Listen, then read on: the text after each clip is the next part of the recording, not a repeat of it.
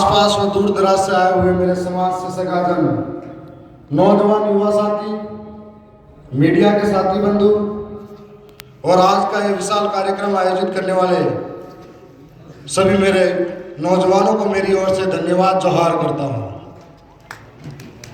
हम दक्षिणी राजस्थान से आए हैं और हाल ही में वहाँ चुनाव संपन्न हुआ था। आप सबने देखा था कि वहाँ के कार्यकर्ता, वहाँ के जनता किस प्रकार से गांव-गांव, गली-गली में प्रचार करने निकली थी और वही कमल कांग्रेस का पुराना रवैया था जो लोगों को किस प्रकार से भ्रमित कर रहा था। आपके नज़दीक ये बांसवाड़ा डूंगरपुर जो संसदीय क्षेत्र है, यहाँ पर भी आप में से कई साथी वहाँ प्रचार करने भी आए होंगे। मैं आपके बीच में आज यही बात रखने आए हैं कि लड़ाई हमारी चुनाव लड़ने की नहीं है, लड़ाई हमारी आवाज को हम संसद के अंदर पहुंचाने की है। साथियों, हम लोग सड़कों पर विरोध करते हैं कि हमारे साथ जमीनें लूटी जा रही हैं।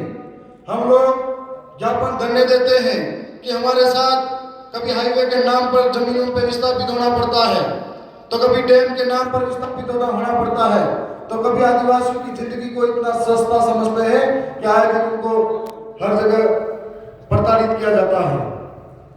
परंतु हम लोग ये सोचे कि इसका रास्ता क्या है। आखिर हम लोग संघर्ष कब तक करेंगे, आखिर हम लोग लड़ेंगे कब तक। तब हम ये सोचते हैं कि जिस प्रकार से लाखों लोगों को सड़कों पे इकट्ठा करके आंदोलन कर सकते हैं, उसी प्रकार से हमारे बीच का एक आदमी जाकर संसद में बात रखे तो वो बात वजन वाली हो सकती है। इस वजह से हमने ये रास्ता अपनाया कि लोकतांत्रिक तरीके से अपनी आवाज को वहां तक सरकार तक पहुंचाए। आज हालात आप सब देख रहे हो कि हमारे पुरखों ने जो अधिकार लड़कर दिए हैं, अब हमारा उसी अधिकार पर खतरा मंडरा रहा है। उस अधिकार को बचाने की लड़ाई हम सब लड़ रहे हैं।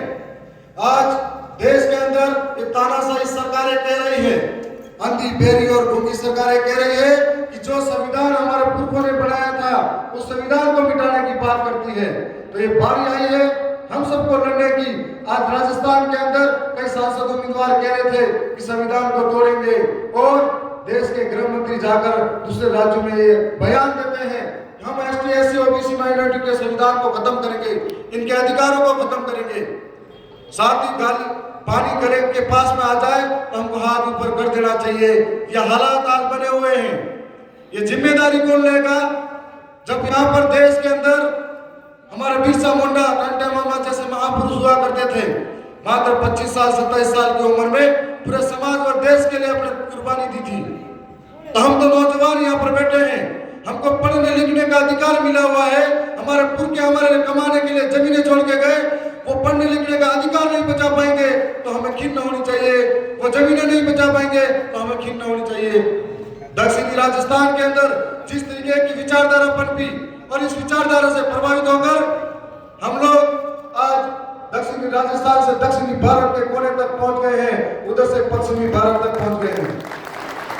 हम सब आज देख रहे हैं क्या मध्य प्रदेश के झाबुआ, रतलाम, अलीराजपुर के अलावा भी गुजरात के अंदर, महाराष्ट्र के अंदर, उसके बाद में दादरा नगर हवेली और तेलंगाना, आंध्र प्रदेश, छत्तीसगढ़, झारखंड और आसाम जैसे इलाकों के अंदर भी दक्षिणी राजस्थान के ऊपर एक आस लगाए बैठे हुए आदिवासी हैं।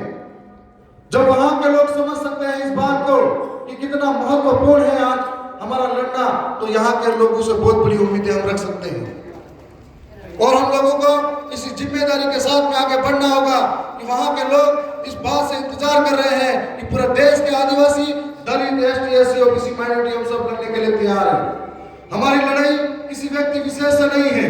जिस प्रकार से डूंगरपुर बांसवाड़ा के अंदर वहां पर 45 सालों से कांग्रेस के नेता राज कर रहे थे और जैसे ही पार्टी बीजेपी आते ही उनमें बीजेपी में घुस गए। आपके इलाके के अंदर भी आप सब ये शिकायत करते हो कि पिछले 40 सालों से यहाँ पर कोई काम नहीं हुआ, पिछले 40 सालों से वोट देने वाले हम ही लोग थे और एक ही परिवार को वोट दे रहे थे। उन्हीं के परिवार से विधायक बनाते हैं, उन्हीं के परिवार से सांसद बनाते हैं और उन्हीं से परिवार से प्रमुख बना रहे हैं। बारी आपके हाथ में है। 5 साल तक उन सरकारों को गालियां देते हैं, 5 साल तक करने ज्ञापन देते हैं 5 साल तक। इससे करने से बेहतर है एक बार अपने मत का सही उपयोग कीजिए। इस वोट के उपयोग के माध्यम से हम लोग हमारी समस्याओं के लिए लड़ सकते हैं। देश के अंदर ऐसी देश विरोधी ताकतें हैं जो आदिवासियों को खत्म करना चाहती है। आज हमारी हालात बदलनी है। 5 जनवरी